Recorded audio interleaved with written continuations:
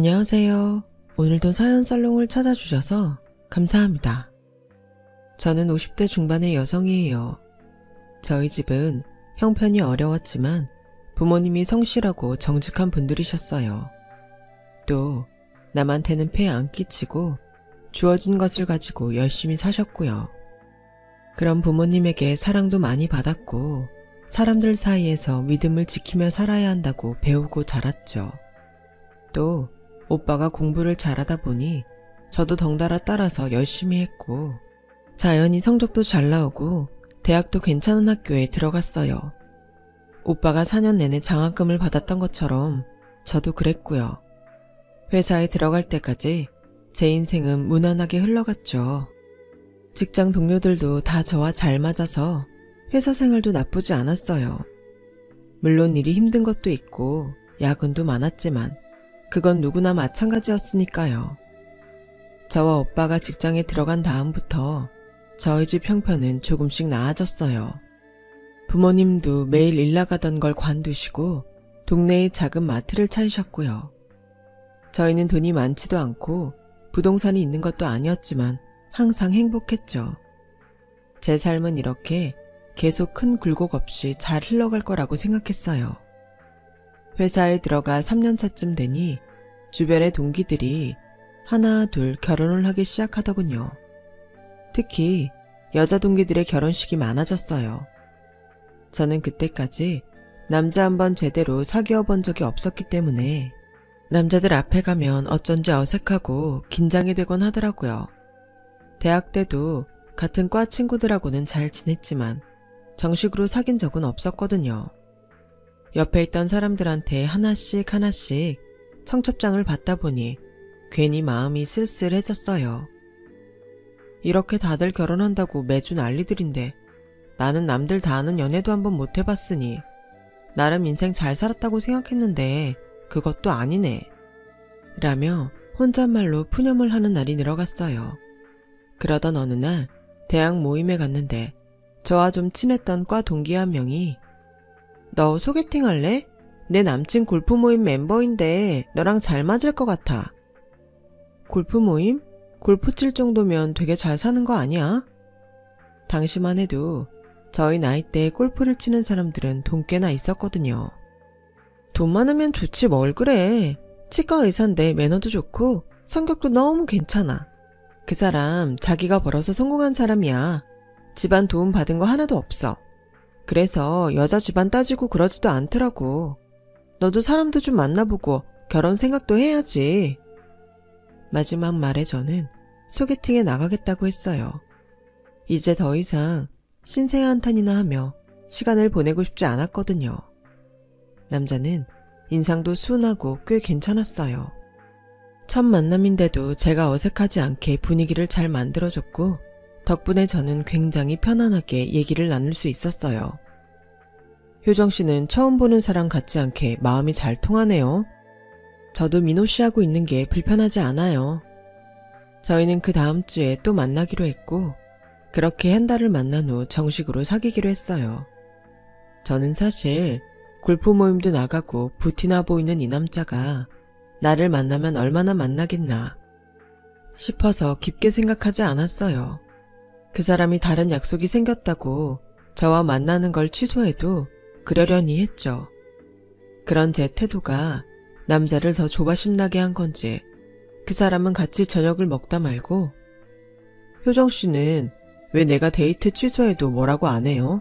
친구들 얘기 들어보면 여자들이 난리 난다고 하던데. 뭐 그럴 수도 있죠. 나만 만나는 것도 아니고 바쁘잖아요. 혹시 나 말고 딴 남자 있는 거 아니에요? 무슨 말도 안 되는 소리래요. 난 민호씨 배려하느라 그런 건데 딴 남자가 있냐는 둥 그렇게 얘기하는 건 정말 불쾌하네요. 저는 밥을 먹다가 말고 그대로 일어나 집으로 돌아와 버렸어요. 남자가 따라오며 미안하다고 했지만 저는 받아주지 않았어요. 그 사람은 며칠씩 저한테 전화하고 회사 퇴근길에 기다리며 미안하다며 100배 사죄하더군요. 내가 정말 실수했어요. 효정씨 진심을 모르고 남들이 하는 얘기에 솔깃해서 쓸데없는 말 했어요. 라며 저한테 장미 백송이 꽃다발을 내밀었고 저는 뭐 이런 것까지 사요. 알았어요. 그럼 우리 다시 만나는 거죠? 헤어진 거 아니죠? 헤어질 마음 먹고 있긴 했는데 민호 씨가 이렇게까지 사과하는 거 보니 정말 실수인 것 같아서 생각 바꿨어요. 라고 하니 아이처럼 너무 좋아하더라고요. 그 후 저희는 순조롭게 만남을 이어갔고 그렇게 1년 정도를 만난 뒤 남자가 먼저 결혼 얘기를 꺼냈어요. 민호 씨는 나 어디가 마음에 든 거야? 나 사실 그게 궁금해. 생활력 있고 당당한 거. 여자들이 내가 치과 의사라고 하면 어떻게든 잘 보이려고 좀 비굴해지는데 효정이 너는 그런 게 없어. 라며 저의 장점을 치켜 세워줬어요. 저는 일단 긍정적으로 생각해 보겠다고 했고 남자는 우리 가족을 만나고 싶다고 했어요. 그래서 오빠 결혼식 날 저를 보러 와서 자연스럽게 인사하라고 했죠. 엄마 아빠는 손님을 만나느라 바쁜 중에도 그 사람을 많이 챙겨주셨어요. 오빠와 새언니하고도 인사를 했고요. 엄마 아빠는 남자가 사교성도 있고 성격이 좋은 것 같다며 마음에 들어 하셨지만 신혼여행을 갔다 온 오빠는 고개를 갸웃하며 그 말하는 폰 같은 게 딱 바람둥이 스타일이던데 난 잘 모르겠네. 오빠는 잠깐 봐놓고 뭘 한다고 그런 말을 해. 민호 씨 1년 넘게 봤는데 그런 사람 아니야. 그래, 뭐 아니니까 네가 만났겠지. 그냥 내 느낌이 그렇다고. 라며 저를 존중해주면서도 여전히 떨떠름해 하더라고요. 원래 오빠들이 여동생이 결혼할 상대 데려오면 괜히 꼬투리 잡는다더니 우리 오빠도 딱 그런 케이스 같았죠. 그리고 남자 어머니를 만나러 갔는데 딱히 저를 반기시는 것 같지는 않았어요. 남자가 어릴 때 아버지가 돌아가시고 혼자서 키우셨다는데 애지중지 키운 아들이 결혼을 한다니 섭섭할 수도 있겠더라고요. 그런데 저를 보자마자 하는 말에 저는 좀 당황스러웠어요. 아가씨, 집 혼수 얼마나 해올 수 있어? 우리 최소 1억은 해와야 돼. 엄마, 오늘은 돈 얘기 안 하기로 했잖아. 사람 보자마자 이러는 게 어딨어? 우리도 그렇고 저 아가씨네 집안 수준은 비슷한데 돈은 네가 훨씬 많이 벌잖아. 그러면 그만큼 받아야지. 그만 좀 해. 오늘은 기분 좋게 밥만 먹기로 했잖아. 라며 너무 솔직한 자기 엄마의 말을 끊어주는 남자가 고맙더라고요. 혼수 1억이라니. 의사, 변호사, 검사 등등 사자 붙은 집안에서 엄청난 혼수를 요구한다는 얘기를 듣기는 했어도 제 일이 될 줄은 몰랐어요. 혼자서 속으로 그냥 해본 말이 아닐까 하며 그저 지나가길 바랐지만 남자 어머니는 진심이었어요.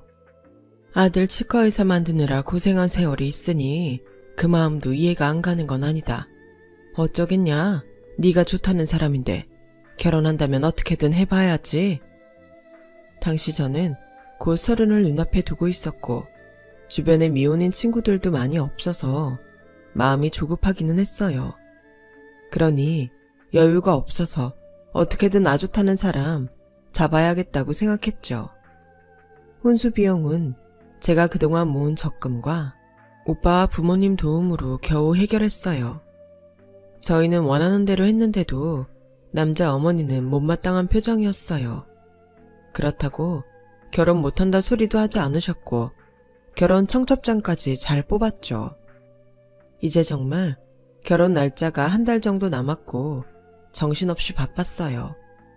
남자도 주례 볼 사람과 사회자 친구들을 만나느라 분주했고요. 그러는 가운데 결혼식이 보름 앞으로 다가왔어요. 날짜가 다가오니 전에는 몰랐던 긴장감에 점점 떨리더라고요. 먼저 결혼한 친구들한테 조언을 들으며 마음을 다잡고 있는데 낯선 여자가 저를 찾아왔어요. 회사에서 동료들하고 막 점심을 먹으려고 할 때였죠. 그 여자는 급한 일이니 시간을 내달라고 하더군요. 어쩐지 기분이 이상해서 여자와 함께 카페로 갔어요. 민호 씨하고 결혼 취소해주세요. 저 민호 씨랑 사랑하는 사이예요. 네? 그게 무슨 말씀이세요? 제가 아는 그 민호 씨 맞아요? 민호 씨, 저랑 1년도 넘게 사귀었고 그 사이에 헤어질 뻔했을 때 민호 씨가 저 잡은 일도 있어요. 그건 다 과거잖아요. 지금 민호 씨는 저를 사랑해요. 효정 씨하고 결혼하기로 한 거 후회하고 있다고요.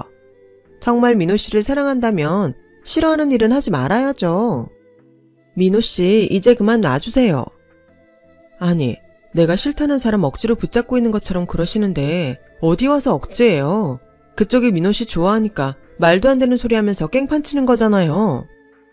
라며 맞서자 그 여자는 코웃음을 치더니 요즘 민호 씨 만난 적 있어요? 함 준비한다고 그때 보자고 하고 계속 안 만났죠? 그건 저도 민호 씨도 각자 바빠서 그런 거고요. 그런데 그런 얘기를 그쪽이 어떻게 하는 거예요? 머리가 좋은 줄 알았는데 아닌가 보네요. 어떻게 알긴요. 민호 씨한테 직접 들었으니까 알죠. 효정 씨랑 안 만나는 동안에도 저하고는 계속 만나고 있었어요. 그러니까 이제 싫다는 사람 놔주고 각자 제 갈 길 가는 걸로 해요. 아니요. 저는 그런 말 못 들었어요. 헤어져도 제가 민호 씨하고 할 일이고 제3자가 이래라 저래라 할 일은 아니라고 생각하는데요. 그걸 당사자가 못하고 있으니까 제가 이러는 거잖아요. 저라고 뭐 좋아서 하는 줄 알아요? 아무튼 빨리 결정하세요. 어물쩡거리다가 괜히 결혼식 날 망신당하지 말라고요. 라고 앙칼지게 협박 같은 말을 남기고 가버렸어요. 저는 가슴이 뛰고 머리가 어지러워 바로 일어나지도 못했어요. 회사에 돌아와서 남자한테 여러 차례 전화를 했지만 연락이 되지 않았어요. 퇴근길에도 그 사람은 보이지 않았고 치과로 찾아갔을 때는 이미 문을 닫은 후였어요. 집에 돌아와 계속 전화를 해도 받지 않자 점점 두려운 생각이 들었어요. 저는 어떻게든 남자와 만나야 했죠. 다음날 회사를 퇴근하자마자 남자 집으로 갔어요. 하루 종일 일을 어떻게 했는지 기억도 나지 않을 지경이었어요. 남자 집에는 불이 꺼져 있었어요. 배를 누르려는데 왜 그렇게 가슴이 떨리던지 꼭 금세 터져서 죽을 것만 같더라고요. 그때 남자 집 앞에 자가용 한 대가 와서 섰어요. 왜 그랬는지는 모르겠지만 저는 반사적으로 도망쳐서 몸을 숨겼어요. 차에서는 남자와 전날 저를 만나러 왔던 여자가 내리더군요. 두 사람은 다정하게 서로 팔짱을 끼고서 집으로 들어갔어요. 하하호호 웃음소리까지 내면서 말이죠. 저는 두 사람 앞으로 뛰쳐나가고 싶었지만 몸이 움직이지 않았어요. 수치스럽고 자존심 상하는 마음이 더 컸던 것 같아요. 남자는 결혼 준비 때문에 바빴던 게 아니라 그 여자를 만나느라 시간이 없었던 거였어요. 저는 둘이 들어가고 난 후 불이 켜진 집을 한참 보다가 겨우 집으로 돌아왔어요. 온몸에 힘이 빠지고 다리가 휘청거려서 버스 정류장까지 미처 가지도 못해 택시를 타야 했죠. 너무 충격을 받아서 밤새 한잠 자지 못했고 아침이 되자마자 밥을 먹는 둥 마는 둥 남자의 치과로 갔어요. 그 사람은 저를 보더니 눈이 휘둥그레지더군요. 아침부터 웬일이야? 회사는 안 가? 어제 전화 많이 했는데 몰랐어? 혹시 혜경 씨가 찾아간 것 때문에 그래? 라며 너무 담담히 말하는 남자의 모습에 저는 더 큰 충격을 받았어요. 내가 어떻게 말해야 좋을지 몰라서 망설이고 있으니까 혜경 씨가 찾아갔나 보더라고. 내 뜻 알았으면 이제 물러나줘. 아니, 내가 잡았어? 이게 무슨 적반하장이야? 뭐가 됐든 이제 상황이 전하고 다르잖아. 이대로 너랑 결혼하면 내 인생이 너무 불행할 것 같아. 내가 정말 사랑했던 건 네가 아니었어. 나 이제 환자들 봐야 되니까 그만 가줘. 여기서 더 소란 피우면 너만 볼썽 사납게 되는 거 알지? 라더니 간호사를 시켜서 저를 일방적으로 병원 건물 앞까지 몰아내는데 진짜 제가 이상한 사람이 된 기분이었어요. 너무 어이가 없어서 이대로는 못 그만둔다고 저도 어거지를 부렸어요. 결혼식이 2주도 안 남은 상황이었는데 부모님한테도 입이 떨어지지 않았고 친구들한테도 창피해서 뭐라고 얘기해야 할지 모르겠더라고요. 저는 어떻게든 결혼식장에는 들어가야 한다고 버텼어요. 결국에는 결혼 일주일 전 남자 어머니가 저를 찾아왔어요. 그러더니 봉투를 하나 내밀더군요. 우리도 더는 못하니까 제발 헤어져줘. 내가 처음부터 이 결혼 못마땅하게 생각한 거 너도 알지? 그거 모르면 사람도 아니지. 이제 민호도 너한테 마음 없다잖아. 마음 떠난 사람 붙잡고 있으면 뭐 할 거야? 껍데기가 뭐가 중요해? 결혼 전에 헤어지는 걸 다행이라고 생각해. 저는 그 자리에서 봉투를 열어보았어요. 남자 어머니는 순간 당황하는 것 같더니 이내 뻔뻔하게 담담해지더군요. 기가 막히게도 그 안에는 500만 원짜리 수표 한 장이 달랑 들어있었어요. 500이요? 5천도 아니고요. 저희가 혼수를 얼마를 했는데요. 어머니 받아가신 밍크코트하고 수입그릇 세트도 다 돌려주세요. 민호 씨 집에서 신혼살림 차린다고 인테리어 한 값도 주시고요. 예, 그건 이미 끝난 계산이야. 우리도 결혼 취소해서 손해가 있는데 그걸 감수하면서 지금 너한테 500만 원이나 주는 거라고. 혼수를 돌려달라니? 어디서 듣도 보도 못한 소리를 하는 거야? 이래서 못 사는 것들하고는 상대를 하지 말았어야 되는데. 라며 저를 기가 막힌다는 듯 쳐다보더라고요.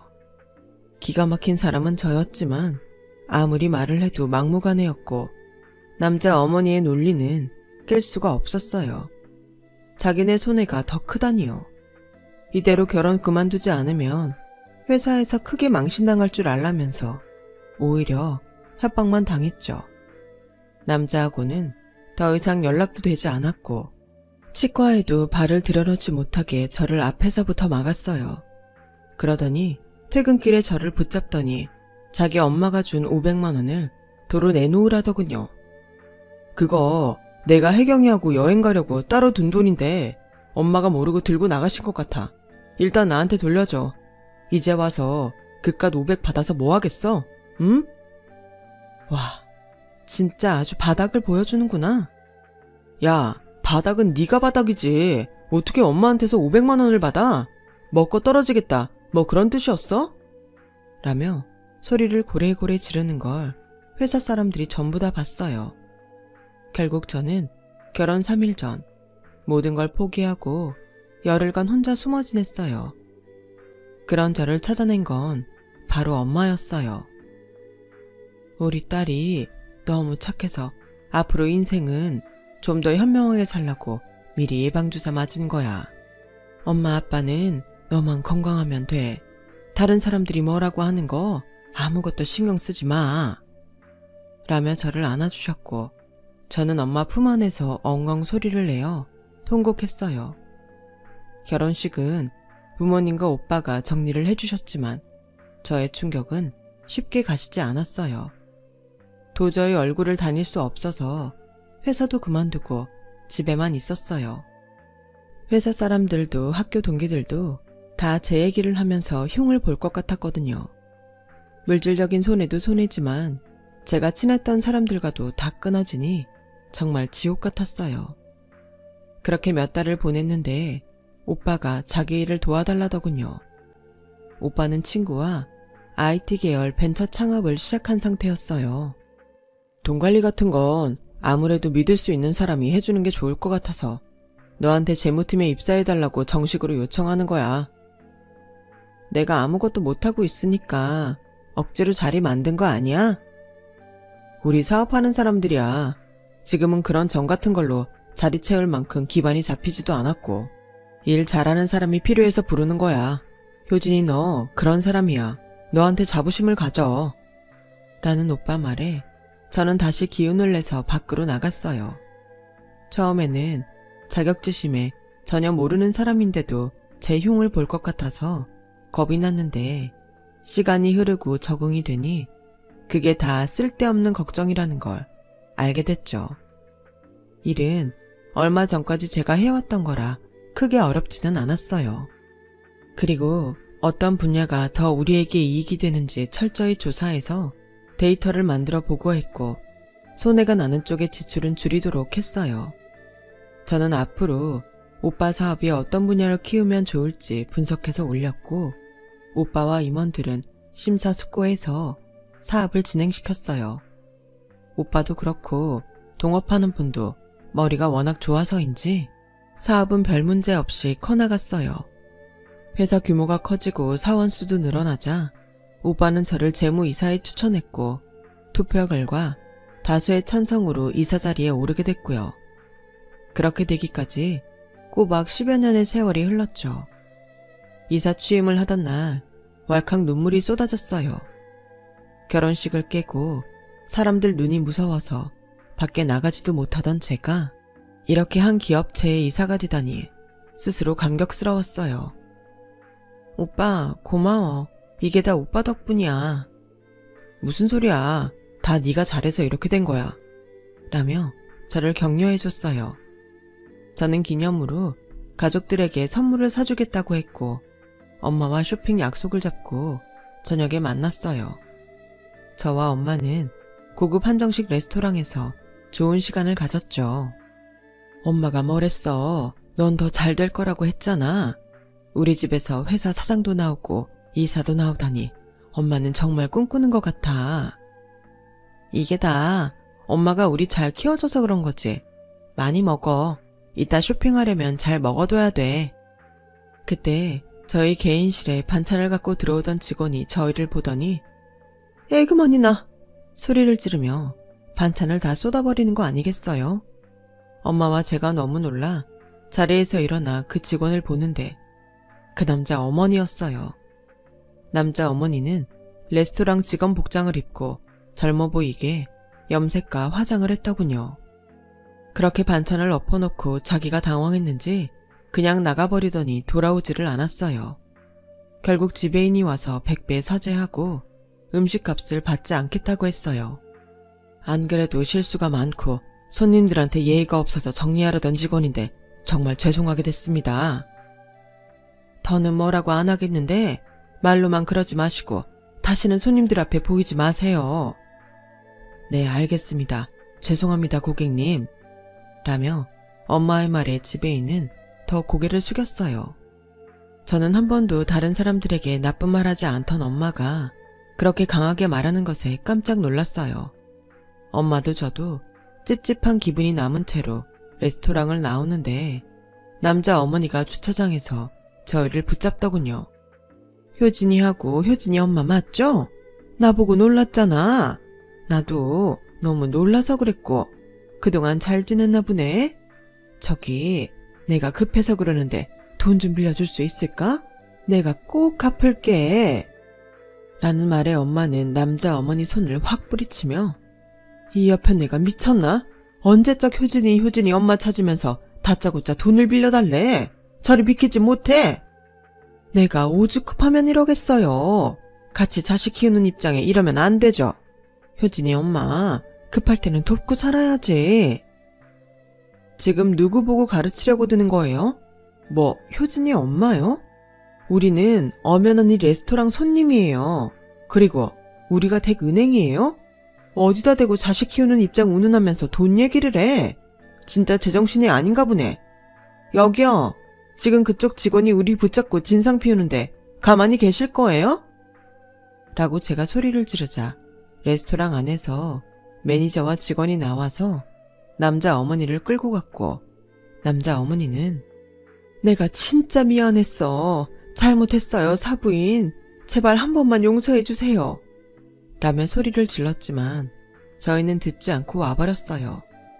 알고 보니 그 남자는 그 여자와 결혼한 후에 또 바람을 펴서 이혼했고 바람핀 여자를 두고 양다리를 걸치면서 굉장히 시끄러워졌다는군요. 바람 펴서 만난 두 여자가 남자를 협박하고 고소했고 남자는 억대의 돈을 여자들에게 물어줬지만 아직도 빚이 남았다고 해요. 그것 때문에 남자 어머니까지 나와서 일을 하고 있다고 하더군요. 저희 가족은 그게 다 자업자득이라며 결혼 전 깨진 게 정말 천운이었다며 저를 위로했어요. 사실 그런 일을 당했을 때에는 모든 게 다 원망스러웠는데 이렇게 지나가고 나니 그 덕에 제가 더 단단해져 있더군요. 모든 게 자기가 했던 대로 돌아온다는 걸 직접 보게 됐고요. 그 후로 저희는 두 번 다시 그 남자와 어머니하고는 마주치지 않았어요. 제가 바르고 성실하게 살다 보면 더 좋은 일들이 많겠죠. 열심히 살아보겠습니다. 제 얘기는 여기까지예요. 끝까지 들어주신 분들 모두 감사드리고요. 다들 가정이 평온하시고 행복하시길 바랄게요. 건강히 잘 지내세요. 여러분, 사연 댓글에 응원과 현명한 조언 부탁드려요. 좋아요와 구독은 저에게 큰 힘이 됩니다. 오늘도 좋은 일 가득하세요.